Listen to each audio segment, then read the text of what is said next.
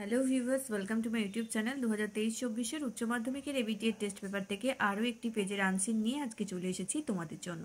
তোমরা যদি চ্যানেলে নতুন হয়ে থাকো তাহলে অবশ্যই কিন্তু চ্যানেলটাকে সাবস্ক্রাইব করে পাশে থাকা বেল আইকনটা প্রেস করে রাখো, যাতে করে আমি যখনই ভিডিও দিই তোমাদের কাছে নোটিফিকেশন পৌঁছে যাবে। আর যদি ভিডিওগুলো ভালো লাগে তাহলে প্লিজ একটু লাইক শেয়ার করো। পরপর পেজ ওয়াইজ আনসিনগুলো শেয়ার করছিলাম, আজকেও এরকমই একটা ভিডিও নিয়ে এসেছি তোমাদের জন্য। আজকে আমি 193 নাম্বার পেজের আনসিনটা করাবো। এর আগের প্রত্যেকটা পেজ করিয়ে দিয়েছি, যদি না দেখে থাকো তাহলে এই ভিডিও ডিসক্রিপশন বক্স দেখো, সেখানে তোমরা আনসিনের প্লেলিস্টের লিঙ্ক পাবে। এছাড়াও page wise MCQ, SAQ, grammar এবং সমস্ত পেজের এমসিকিউ, সমস্ত পেজের একসাথে এসএকিউ এবং গ্রামার সবই করানো আছে। সেগুলোর লিঙ্ক এই ভিডিও ডিসক্রিপশন বক্সে দেওয়া আছে, সেখান থেকে দেখে নাও। আর এছাড়াও ইংলিশ ছাড়াও ফিজিক্সের পেজ ওয়াইজ এসএকিউ, এমসিকিউ আর ইংলিশের যতগুলো পেজ আছে সমস্ত পেজের এমসিকিউ তো করিয়ে দিয়েছি। এছাড়া সংস্কৃতের সমস্ত পেজের এসএকিউ, এমসিকিউ করানো আছে। ইংলিশের রাইটিংও করানো হচ্ছে। যদি তোমরা সেই ভিডিওগুলো না দেখে থাকো অবশ্যই ভিডিও ডেসক্রিপশন বক্স দেখো, সেখানে সমস্ত লিঙ্ক দেওয়া আছে। আর ভিডিও কিন্তু অবশ্যই লাইক শেয়ার করা চাই, তবেই আমি নতুন নতুন ভিডিও তোমাদের জন্য নিয়ে আসবো। আজকে শুরু করবো 193 নাম্বার পেজের আনসিন। আনসিনটা পাবে 195 নাম্বার পেজে। চলো প্রথমে মানেটা দেখে নিই। He was an old man who fished alone in a skiff in the Gulf Stream, and he had gone 84 days now without taking a fish.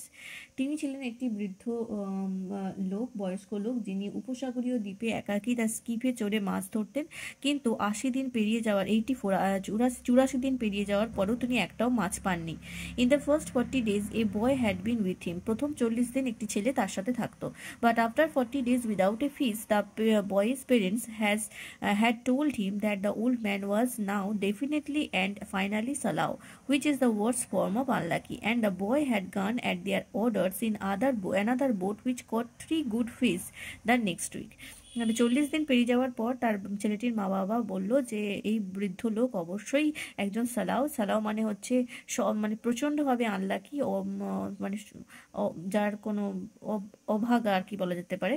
তো সেই জন্য বলল যে তুমি সেই বৃদ্ধর স্ক্রিপ্ট ছেড়ে অন্য বোটে যোগদান করো মাছ ধরতে। সেও তার বাবা মার কথা মতো অন্য বোটে চলে গেল এবং সেই বোট পরের সপ্তাহে 3টি ভালো মাছ ধরেছিল। It made the boy sad to see the old man come in each day with his skiff empty, and he always went down to help him carry either the coiled lines or gaff or harpoon and the sail that was furled around the most. তাহলে বেশিরভাগ সময় ছেলেটি যখনই দেখতো যে ওই বৃদ্ধ লোকটি একা একই ফিরে আসছে, কোনো প্রকার মাছ না পেয়ে তার স্ক্রিপ্ট খালি অবস্থায় ফিরে আসছে, তখন ছেলেটি তাকে সাহায্য করার জন্য এগিয়ে যেত। কখনো বা কুণ্ডলি পাকানো যে দড়ি পড়েছে সেগুলোকে সরিয়ে দিত, কখনো বা এই হাট বা হারপুন, এগুলো বিভিন্ন ধরনের মাছ ধরা যন্ত্রপাতি, তো সেগুলোকে সরিয়ে দিত। অথবা তার যে পালটা যেটা একেবারেই প্রায় ছেঁড়া অবস্থায় চলে গেছিলো সেগুলোকে ঠিক করে দিত। The sail was patched with flour sacks and furled, it looks like a flag of permanent defeat. তার যে সেলটা মানে জাহাজ, তার নৌকার যে পালটা সেটা একেবারেই মানে ছেঁড়া ছিল আর ময়দার বস্তা দিয়ে আটকে রাখা ছিল। দেখে মনে হতো যেন এটা মানে একেবারে তার পরাজয় হয়ে গেছে, পার্মানেন্ট পরাজয় হয়ে গেছে। The old man was thin and gaunt with deep wrinkles in the back of his neck. ওই বৃদ্ধ লোকটি ছিল বয়স্ক এবং রোগা পাতলা, তার ঘাড়ের পাশে রিঙ্কল পড়ে গেছিল। The brown blotches of the benevolent skin cancer the sun brings from its reflection on the tropic sea were on his cheeks. তার মুখে, চোখে সব মানে মুখে, গালে সব জায়গায় সূর্যের রোদে যে সে গ্রীষ্মমণ্ডলীয় অঞ্চলে মাছ ধরতো তার জন্য সানবার্ন হয়ে গেছে, সূর্যের পোড়া দাগ হয়ে গেছে সূর্যের তাপে। The blotches ran well down the sides of his face, তার মুখের দু সাইডেও সেরকম দাগ ছিল। And his hands had the deep creased scars from handling heavy fish on the cords. আর তার হাতেও বিভিন্ন দাগ ছিল, মানে প্রচুর ভারী মাছকে দড়ি দিয়ে তুলতে গেলে যেরকম হাতে দাগ, কাটা দাগ পড়েছে, সেরকম অনেক রকম দাগ ছিল। But none of these scars were fresh, কিন্তু এই সমস্ত দাগই কোনোটাই ফ্রেশ নয়। They were as old as erosions in a fishless desert. তারা এতটাই পুরনো ছিল যে যেমন মরুভূমি যেরকম মাছ ঠিক সেই রকম যেরকম হয় সেই ততটাই ততটাই পুরনো।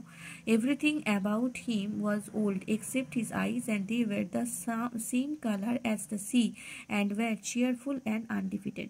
সমস্তই পুরনো ছিল, শুধুমাত্র একটাই পুরনো নয়, যেটা হচ্ছে তার চোখ। তার চোখটা একেবারে সমুদ্রের মতোই কালার হয়ে গেছিল, আর এতটাই চিয়ারফুল, প্রফুল্ল এবং অপরাজেয় ছিল।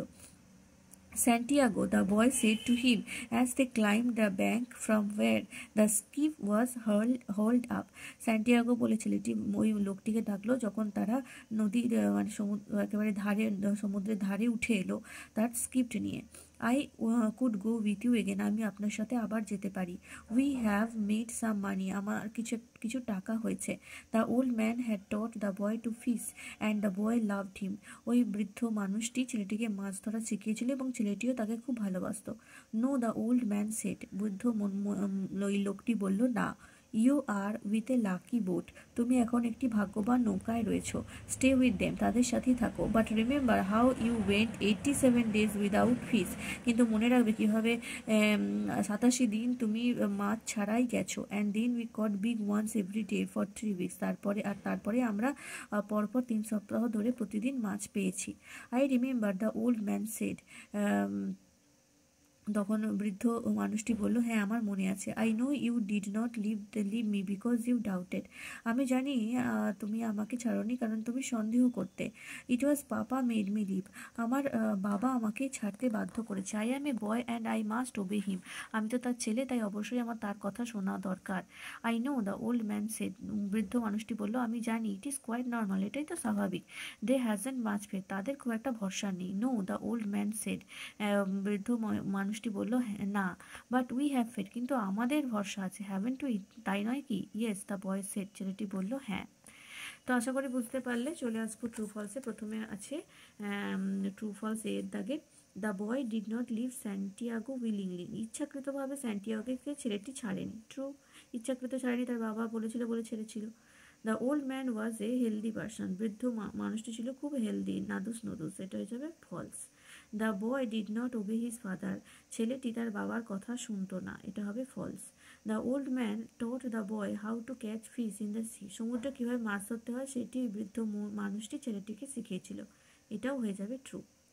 এবারে চলে আসবো বিয়ের দাগের প্রশ্নে। দেখো এখানে 3টে প্রশ্ন দেওয়া হয়েছে।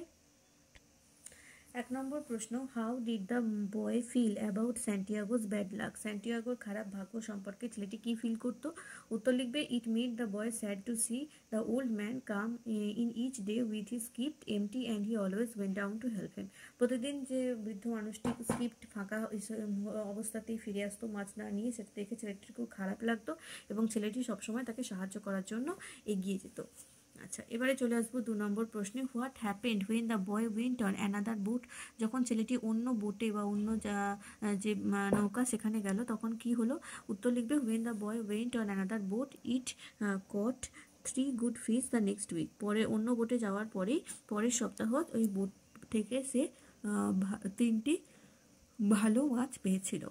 পরবর্তী প্রশ্ন, why did the boy's parent make him leave Santiago, কেন ছেলেটির বাবা মা স্যান্টিয়াগোকে ছাড়তে বাধ্য করেছিল ছেলেটিকে? উত্তর হবে, the boy's parents made him leave Santiago because according to them Santiago was extremely unlucky and unable to get any fish after trying 40 days।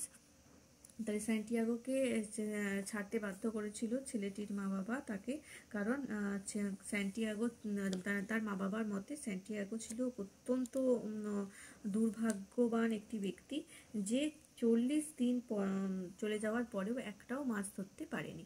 তো 40 দিনের পরে ছেলেটা ছেড়েছিল, সেই জন্য তারপরেও মাছ পায়নি। যাই হোক, ছেলেটি ছেড়েছিল 40 দিন পর, তার জন্য এখানে এটা লিখলাম। তো এই জন্য ছেলেটির মা বাবা স্যান্টিয়াগোকে তাকে ছাড়তে বাধ্য করেছিল। 193 নম্বর পেজের আনসারটা কমপ্লিট হলো। আশা করি বুঝতে পেরেছো।